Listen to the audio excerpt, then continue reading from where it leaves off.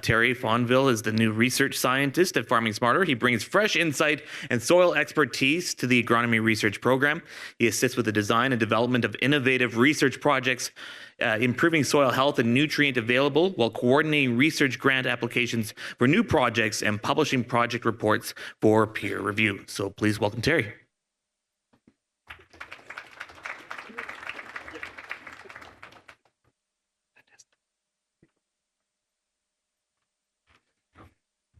Good afternoon, everyone. I'm Thierry, so I'm the new researcher at Farming Smarter. I've been with them for about 10 months now.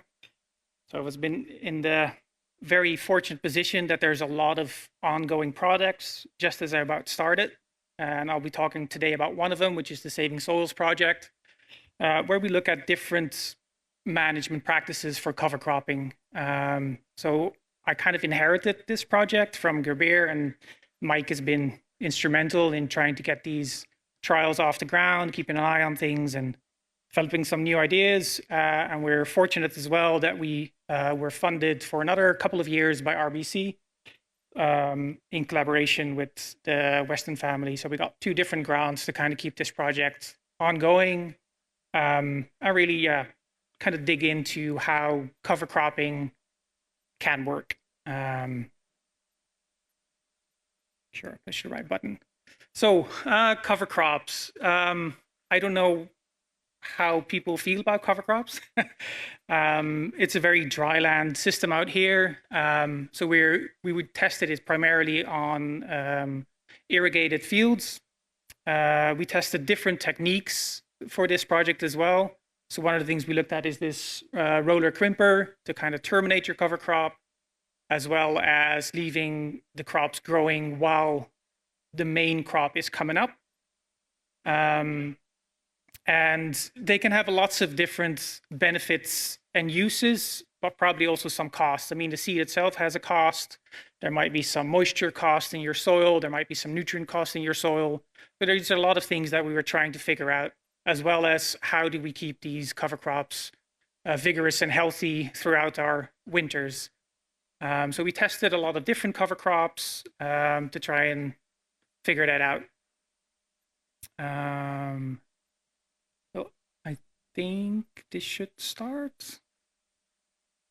Maybe it doesn't. I'm having the same problem. So this was a video of a roller crimper. So at the front of the tractor, you can see this big heavy drum with blades on it that would kind of crush the stems. So that's one way of terminating a crop without using chemicals. We found it's a very sensitive machine to use. We had a lot of challenges with it initially, where you might have to do multiple passes to terminate your cover crop. But it does have the advantage that it brings a lot of that residue back down to the ground, where it might be used by your main crop in your main season as well. Yeah, there we go. It does work. We've been working with this machine for a few years now, I think. So probably you've seen it at our field school, or if you visited us at some time over the last couple of years, you probably saw it there as well.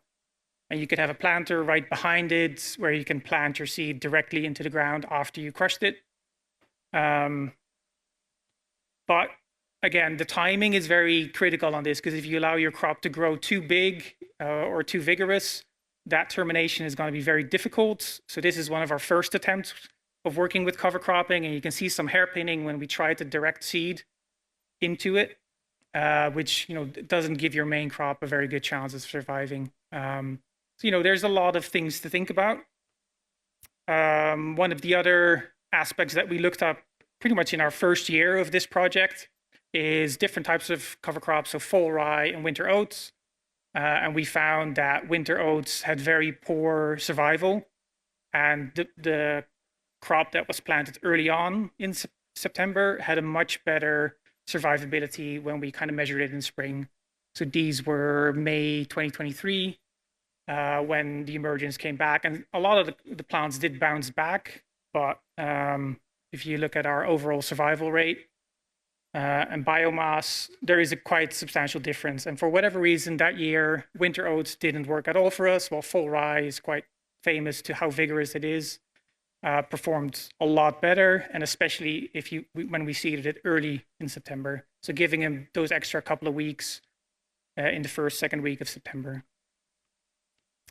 So the Saving Soils project is quite a big project. We do lots of different things. So also involved with the project is Lewis, and here he is investigating some leftover residue plant matter that was able to survive in the soil after winter beets were harvested, or sugar beets were harvested. So on the leftmost figure, you can see some sugar beets kind of almost getting ready to harvest, and some winter wheat planted directly in between. So that's one way of trying to keep some residue in the ground and trying to keep that soil anchored down by having a living root structure and some plants growing there as well.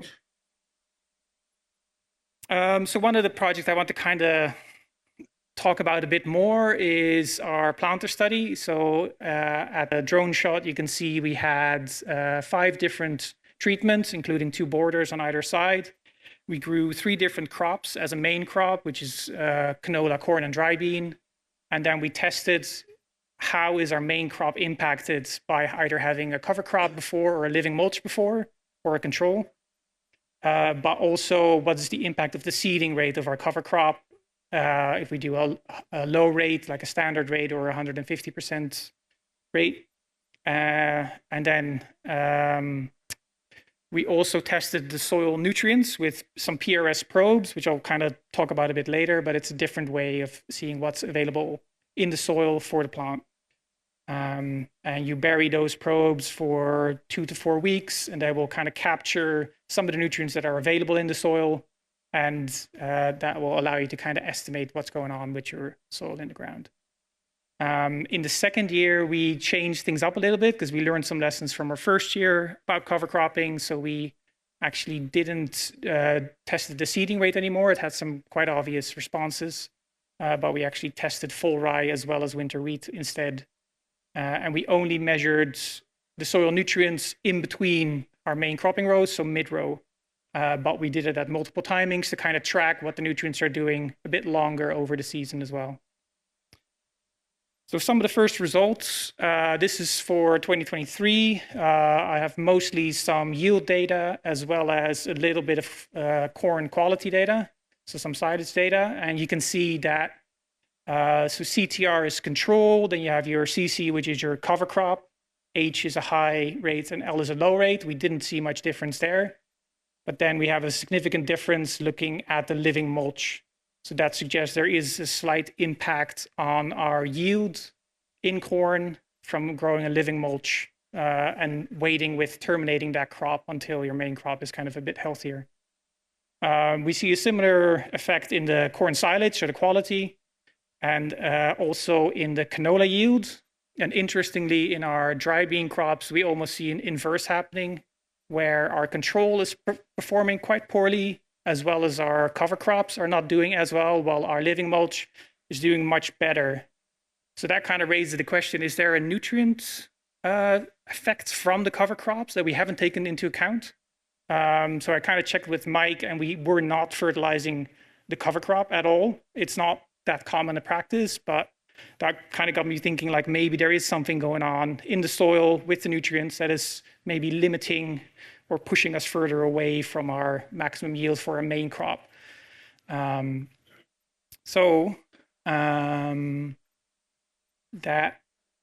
then in 2024, we did a similar trial. So again, CC is your cover crop. We have full rye, which is FR, WW is your winter wheat.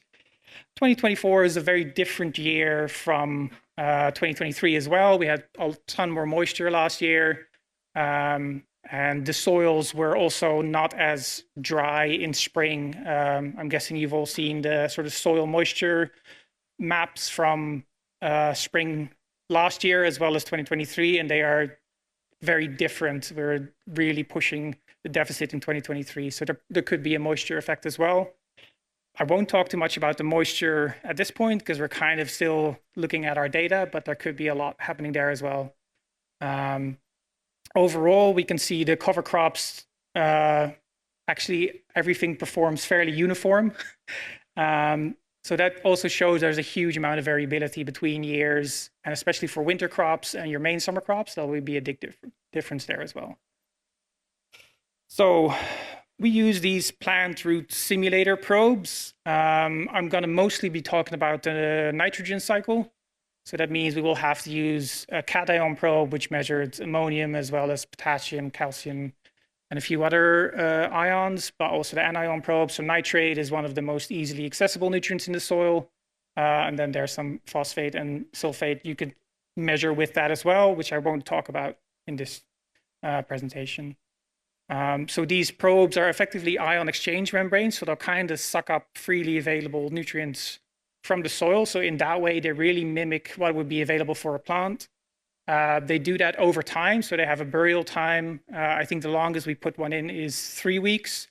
They could potentially go in up to 4 weeks, but at some point you're reaching a maximum absorption in your probes as well. And for this data set, I just looked at the corn data. The advantage of corn is, of course, it's a row crop, so it's very easy to put your probes directly where you want it, and especially in our first year. So nitrogen cycle, everyone's favorite. I also put in a graphic on the left to kind of show, what's the difference between a living mulch and a cover crop. And you can see in the living mulch, there's definitely still some plant residue in there. It's probably right on the edge of being healthy. I think this is probably just after maybe being sprayed. Well, if you look at that cover crop figure, which is kind of the second from the left, there's almost no residue in the middle anymore. So that's been fully removed almost, and maybe even taken up into the soil, which means that the soil is freely available for your main crop. So nitrogen cycle. The thing I was probably interested in most is there an effect of this residue on the soil to what's available in the soil for the next crop? So as we can see by that brown arrow, you have your organic matter, which ends up in the soil, which will be mineralized via microbial interaction. It'll form ammonium. Ammonium is available for plants, but it's also heavily scavenged by other microbes that will turn it into nitrate, which is more readily available for plants. So both are a nutrient source for plants, but your ammonium might be converted to nitrate. There can be some losses in the process. You have your leaching in there, and as well, the plant will take it up, which is indicated by that smaller green arrow next to the tree. And that's what we're hoping for, that your nutrients in the soil, specifically your nitrogen, will be taken up by your main crop plants. So the first step on the left is the nitrate, on the right is your ammonium. We placed our probes in that very first year, either mid-row, which is between the crops, as well as within the crop row, so that's at seed. Overall, we found that the nitrogen, it's very difficult to interpret. So there is an effect of how far the probe is removed from your nitrogen. So if the band that we put in with fertilizer, if that shifts maybe a few centimeters or inches, that could heavily increase your nitrogen rate. So we didn't find any significant differences from our treatments on the nitrate as detected by the probe. Looking at our ammonium, there's something very surprising happening where the cover crops have a much higher ammonium mid-row. So that could be an effect of the residue that's left over from our cover crop. And it's slightly lower in the living mulch because that plant is still actively there to a degree, while our control has the lowest value. So these values, I kind of spoke with Eric about this, and he suggested usually what we're expecting for our nutrient supply rate for ammonium is about 4, and we're almost doubling that. Like we're getting at least 50% more. So that shows a significant difference. So this is just 1 year of data. We can look at the next year. And just for reference, phosphorus shows very similar trends. It's basically following your fertilizer application. So there's a big effect, much higher values at seed in the seed row, while mid-row, the values are much lower. So that makes sense as well. Then on top of it, if people are interested in the sulfur, that is continuously being supplied from our irrigation water. And so those values are highest in the control because there's nothing else taking it up. There's no cover crop, there's no living mulch. There's just a lot more sulfur there. So looking at 2024, so this trial is a bit different again. So we have our cover crop, we have our full rye, which is FR, we have our winter wheat, and we have our living mulches. And we found a significant effect looking at the first two timings. So that would be late June when it's been in the ground for 2 weeks, and early July when it's been in the ground for the following 2 weeks, where the living mulch has statistically lower amounts of nitrate in the soil. So that would suggest there is some removal happening there, and it might be associated that there just has been a crop growing there for longer in between those rows, so in the mid-row position. Looking at the ammonium, there is a very interesting spike happening in the control, which, to be honest, I can't really explain. There shouldn't be any residue there. We're just growing our normal crop there. And if anything, the slightly higher values we see in our living mulch would be explained by the residue, but there's something else happening here. Again, this is just 1 year of data. So we hope to continue this project and kind of investigate some of these questions later. The second trial we did was a barley study. So we had a lot more treatments here. So you can see we have, I think, 7 different treatments. No, sorry, 9. We did this trial in 2 years. This one is a bit more repeated, where there's a lot of similarity in 2023, 2024. We did an early seeding date and a late seeding date. So that very first, one of the first slides I looked at, where you could see the survival rate of oats, is kind of tied in with this project as well. And in the first year, 2023, we had our probes mid-row and seed-row, while in the second year, we just had it mid-row in between our main crops.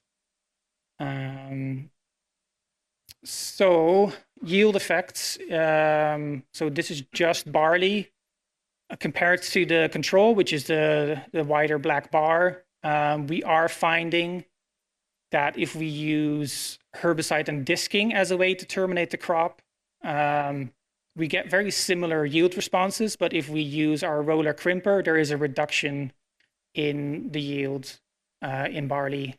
We think this is probably because we were trying to investigate what's the best way to terminate the crop. So there could actually be some plants surviving at this point, or being able to bounce back, taking up more nutrients after that, and taking it away from your main barley crop. So again, it shows how sensitive it is, what you do with your winter crop and when you decide to terminate it.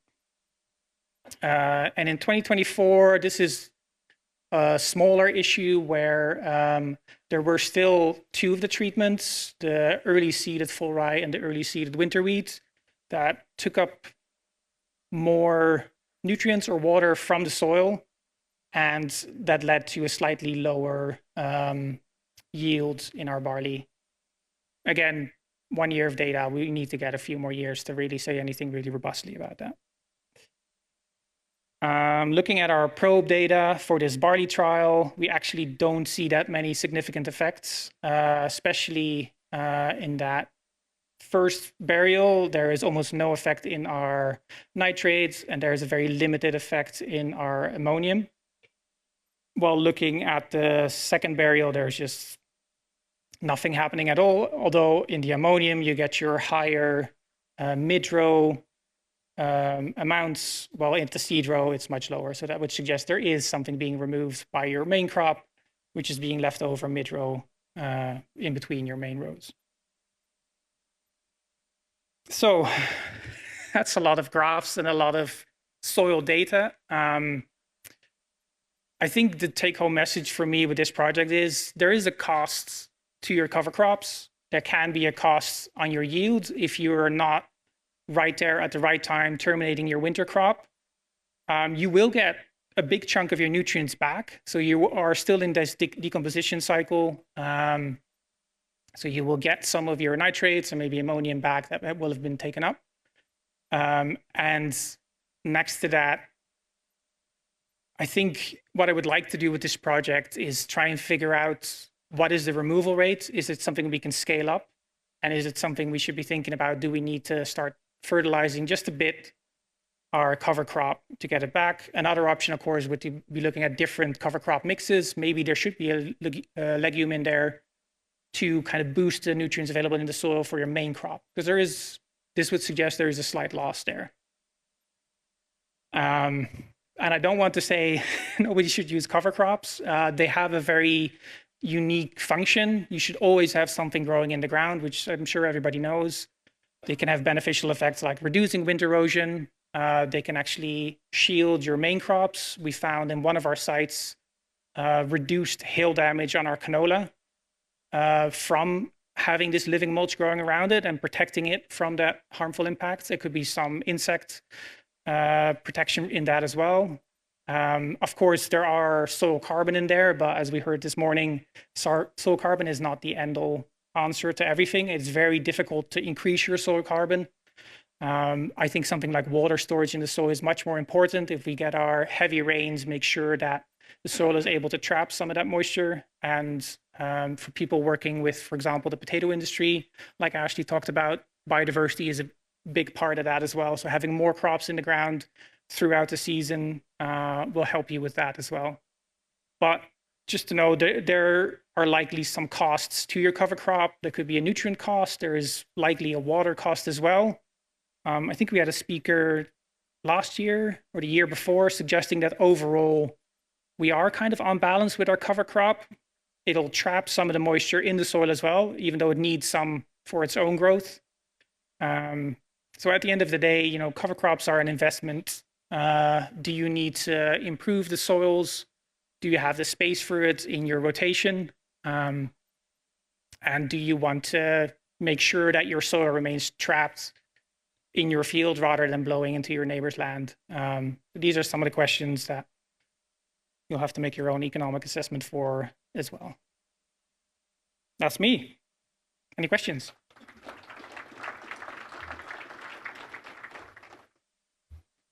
I have a couple here from Slido. I'm just pulling up.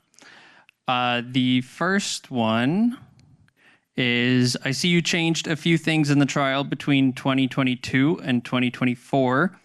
Is there anything you will be changing for the 2025 season in these trials? I think it'll be very similar to 2024. So we have received actually a slight increase in funding for this project. So we've added some more field trials. But overall, for these two trials that I spoke about today, there will not be major differences, if that makes sense. Yeah, it does. And the second question on Slido, do you have any data on the sugar beet intercrop work? I don't. I don't want to look at Lewis, but Lewis might have some, but I don't think we are in that stage yet. I think we just started last year on that. If somebody's curious about it, I'm happy to chat about it. Yeah. It's an ongoing project. I think with the sugar beets, we're trying to seed kind of late June before canopy closure, so we've got crops that might come up and be established enough before. So there's some plant matter and root structure there post harvest. So we've ran it a few times and have changed our protocol a fair bit because we've pretty quickly found things that work and don't work. So I'd say it's ongoing, but it's nice to be able to have, you know, some root matter in the soil following harvest on those sugar beets, which is kind of nice because it's pretty late season harvest. There's not a lot of, you know, light and heat left to establish something at that point. So to kind of get that head start, I think it's a interesting idea, but practically speaking, it's a challenge to have the right fit and not overcompete with the crops. So I don't know, general summary, but I'm happy to chat about it with somebody who's interested. So. Thank you very much, Lewis. Any questions from the floor? With the ongoing difficulties of cover crops in northern dry climates, why should we even try them? Well, I tried to outline some of those points in our summary. I think I'm originally European, so there are usually incentives for growing your cover crops. I know in the US, there are some incentives as well.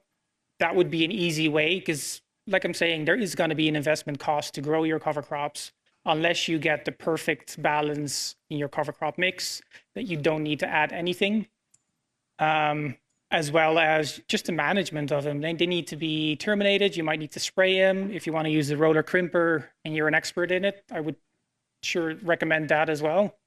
I think they're very valuable, and they make sure that you save your soil, just to go back to my title. Awesome. Another one here. I think people are maybe hesitant to stand up and ask, but with the type of funding, do they allow for changes more easily than others?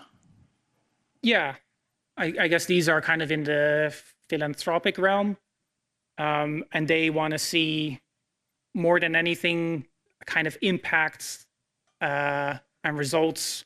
So they want to see adoption of these practices. So I think we are trying to figure out what are the best or beneficial management practices to get your cover crops on the ground, and try to help people make realistic judgment. You know, is there a cost to it? Do I have room for it in my financial budget for the year? How do they fit in my rotation? All of these questions we're trying to, answer. Awesome. And any questions from the floor? Doesn't look like it. Thank you, Terry. Welcome.